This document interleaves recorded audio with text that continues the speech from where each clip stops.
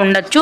ఇక 100 రూపాయల రూమ్ విషయానికి వస్తే 100 రూపీస్ రూమ్కి 500 వాళ్ళు కాషన్ డిపాజిట్ తీసుకుంటారండి. మీరు మళ్ళీ రూమ్స్ వెకేట్ చేసిన తర్వాత అంటే రూమ్ ఖాళీ చేసిన డేట్ నుంచి కూడా 10 రోజుల లోపుగా మీకు మీ కాషన్ డిపాజిట్ 500 రూపీస్ అనేది ఆటోమేటిక్గా టీటీడీ వాళ్ళు మీ అకౌంట్కి రీఫండ్ అనేది వేయడం జరుగుతుంది. ఇక 100 రూపీస్ రూమ్స్ ఎలా ఉంటాయంటే 2 బెడ్స్ ఉంటాయి విత్ 1 అటాచ్డ్ బాత్రూమ్ అయితే ఉంటుందన్నమాట. ఇది 100 రూపీస్ రూమ్స్. లైట్స్, ఫ్యాన్స్ అన్నీ కూడా ఉంటుంది. చాలా నీట్గా కూడా ఉంటుంది. ఇక్కడ ఈ వీడియోలో చూపిస్తున్నాను చూడండి రూమ్ ఎలా ఉంటుందో. 100 రూపీస్కి 500 కాషన్ డిపాజిట్. మొత్తం అక్కడ సిఆర్ఓ ఆఫీస్లో 600 పే చేస్తే మీకు ఈ రూమ్ని ఇవ్వటం జరుగుతుంది.